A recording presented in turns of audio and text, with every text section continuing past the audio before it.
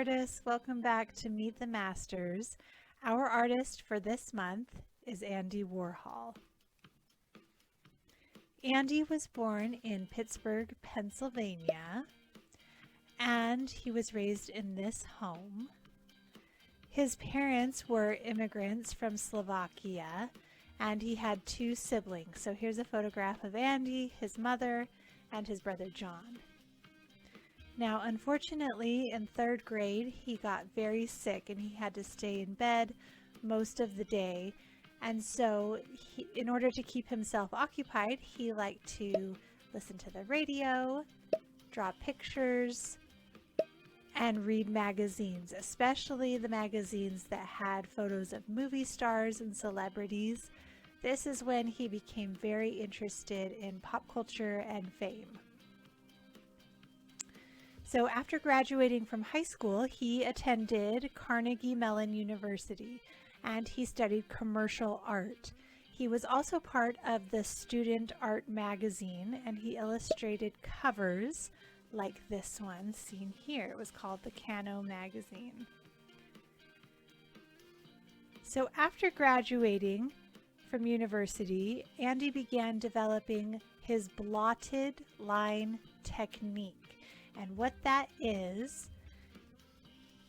first drawing a picture or tracing a picture and then going on top of those lines with wet ink or paint. And while the ink or paint is still wet, placing a clean paper right on top, pressing it down and then pulling it right up so that you have the image copied onto your new paper. So kind of like a copy machine. And that was a way for him to make a lot of similar images. So here's the master, the original. And then he would take all of the copies and add different details to them. So it was a quick way to make a lot of different art. Okay. Now, after college, he started working in the commercial space and he was hired at Glamour magazine to draw shoes. And so he used his blotted line technique here as well so that he could get the same shape of shoes, and then he would go and decorate them so he could create a lot of different shoes for the magazine very quickly. Around the same time, RCA Records hired Andy to create album covers for their musicians. So here's a picture of Andy with Mick Jagger of the Rolling Stones. And here are a few covers. This is a very early cover for Carlos Chavez. And here's one for the Velvet Underground. Later on for John Lennon. And then even later for Aretha Franklin. Okay, so one artist that influenced Andy was Roy Lichtenstein and his pop art style, okay, and his use of bright colors. You can tell they look kind of cartoonish, and Andy was really drawn to it, and his art intrigued Andy. Also at this time, Andy started working with screen printing as a way to make his art. And so screen printing, very simply, is you make kind of like a stencil on a mesh and then lay it over your canvas wherever you want your art to be, and then press ink on top of that mesh so that when the ink comes through, your image is then printed onto your canvas. So here's a little video of Andy. There's Andy, one of his assistants. And they're going to screen print. So they've laid down that big white canvas. Here's their mesh, or like a stencil. And so they're laying it down, getting it all lined up. That's Andy there with the glasses. And now they're going to take a press and push the black ink through that mesh or through that stencil. See how they're pressing super, super hard, going back and forth a few times. to really push the ink through the paint. And now when they lift it up, they've got an image that they have printed onto the canvas. So there's an image of James Dean on his motorcycle. You can see it a little bit better there. So that's how he would start a lot of his prints. That's how screen printing is done.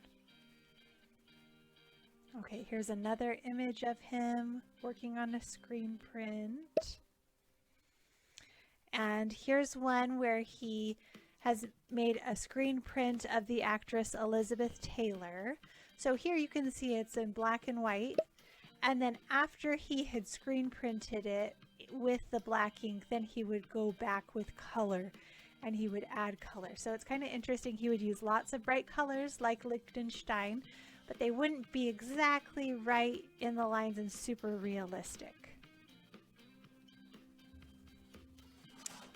Okay, so Andy was also really interested in pop art, and he was a pop artist. So pop art is a style of art based on simple, bold images of everyday items, like soup cans, which we'll talk about in a second, and they're painted with bright colors. So here are a couple of examples. Here's Mickey, one that Andy did.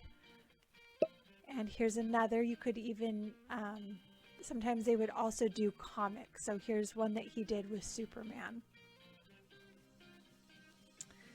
Okay, so in 1962, Andy was featured in an article in Time magazine.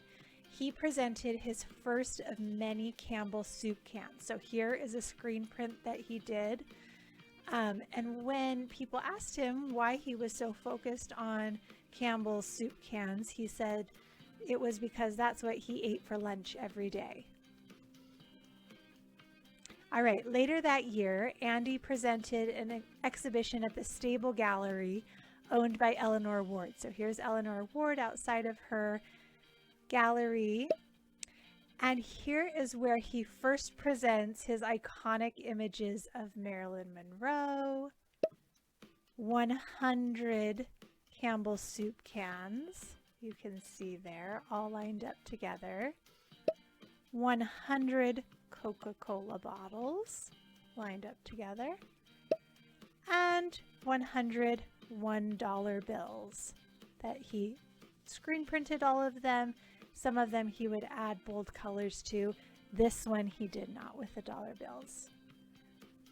Okay, here's another famous screen print of Andy's that is of Elvis. It's called 8 Elvises because he just overlapped each of the screen prints. And he also continued to make many, many images of Marilyn Monroe. So she was a famous actress, and he has made many of these with bold colors. So he also painted all kinds of Campbell soup images, and these ones are currently on display at the Museum of Modern Art in New York City.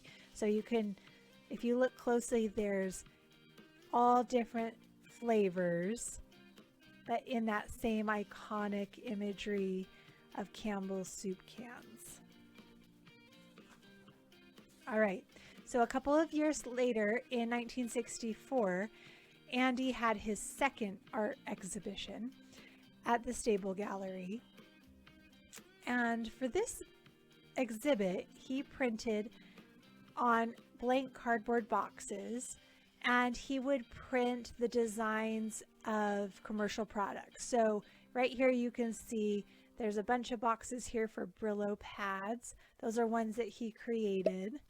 And then here are a bunch of examples of the boxes that he put into his exhibit. So very unique, very unusual. He had boxes for Campbell's soup, Brillo pads, Heinz ketchup, Kellogg's Corn Flakes, apple juice. Of course, these products were not actually in the boxes. They were part of his art. And so you might be thinking, is that really art? Well, part of what Andy Warhol was doing was questioning what defines art, what is art, and also kind of pointing a finger at Americans' consumerism. So that just means how much Americans are interested in buying and selling products. So it was kind of a commentary on consumerism. Okay, later that year, Andy worked with other artists for another exhibit called the American Supermarket Exhibit. So here is a magazine spread with pictures of the exhibit, and it looks like a typical supermarket or grocery store with products in it. But when you look closer, all of these things were pieces of art that he created with other pop artists. So here's one of his soup cans, and there's some eggs and watermelon and things like that. So that's pretty unique. Okay, also that year in 1964, Andy selected a photograph of hibiscus flowers from a magazine. He used the image to create screen prints, and he recreated the image in varying colors and sizes. Here they're all the same size, and he's lined them up into a grid, but they have varying colors. And he said that these images represented everything from purity to the assassination of JFK. All right, let's see if you have learned anything in this presentation. Question number 1, what is pop art?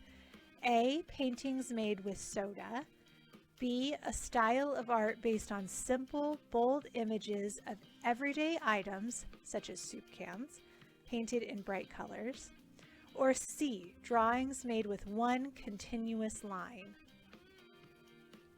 You got it. It was B. All right, next question. What canned meal did Warhol famously paint? A, Spam, B, tuna fish, or C, Campbell's soup? Correct again, Campbell's soup. And last question, what was not one of Warhol's subjects? A, prime hydration drinks, B, dollar bills, or C, Coca-Cola bottles? You got it. Prime was not around yet. So he did create lots of images of dollar bills and Coca-Cola bottles, but not prime. All right, my friends, so that was just a short introduction to Andy Warhol and pop art, as well as screen printing. We are going to make some fun projects together, so I can't wait to see you soon. Bye.